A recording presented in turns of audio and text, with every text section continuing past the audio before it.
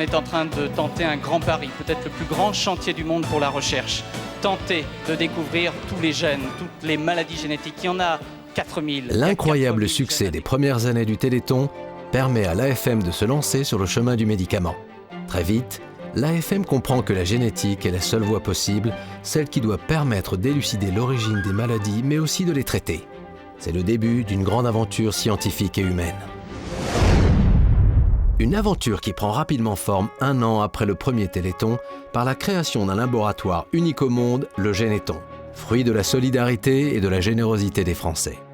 Ce laboratoire va dans un premier temps contribuer à constituer la première cartographie du génome humain et à créer la plus importante banque d'ADN de maladies génétiques rares. Des étapes cruciales qui ont permis et permettent encore aujourd'hui d'identifier les gènes responsables de plus de 3400 maladies génétiques. Suivront 5 années de travail acharné qui donneront à Généthon les moyens de travailler sur de nouvelles pistes de traitement de ces maladies. Le laboratoire mène alors une activité de recherche, de développement et produit les premiers vecteurs de thérapie génique. Résultat, la fabrication de 3000 lots de vecteurs qui vont permettre des études sur l'animal. Les essais s'intensifient et les résultats sont concluants. Et puis, un jour de 2006, on vient de recevoir l'autorisation de fabriquer des médicaments pour l'homme. Encore un pari réussi. Aucun laboratoire non pharmaceutique n'avait à ce jour obtenu cette qualification. Depuis 20 ans, on a effectué des recherches assez arides à Généthon et à l'AFM, parfois désespérantes.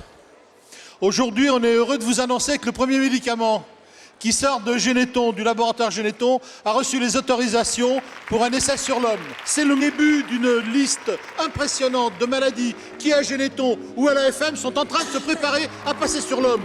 2 décennies d'efforts et de travail sans relâche qui permettent à Généthon et à l'AFM d'amener un candidat biomédicament des phases de recherche aux essais chez l'homme. Mais pour cela, il va falloir changer d'échelle. Aujourd'hui, pour produire ces lots, il n'existe pas de ressources de production dans le monde et c'est véritablement à Généthon qu'il incombe de développer ses capacités de production parce que si nous ne le faisons pas, personne d'autre ne le fera. Un nouveau et grand défi médical et technologique à relever par l'AFM. Pour y faire face, un laboratoire voit le jour, Généthon Bioprod.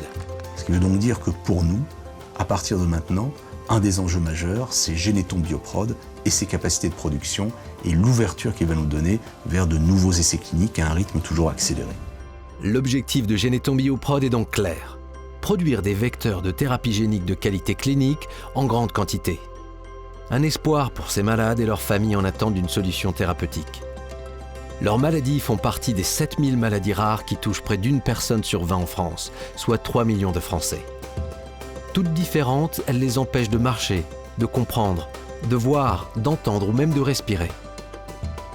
80% de ces maladies sont d'origine génétique et dans la plus grande majorité, elles sont graves, évolutives et lourdement invalidantes, avec souvent une issue fatale. Avec Généthon Bioprod, c'est plus qu'un nouveau défi. C'est un nouvel espoir pour de nombreuses maladies.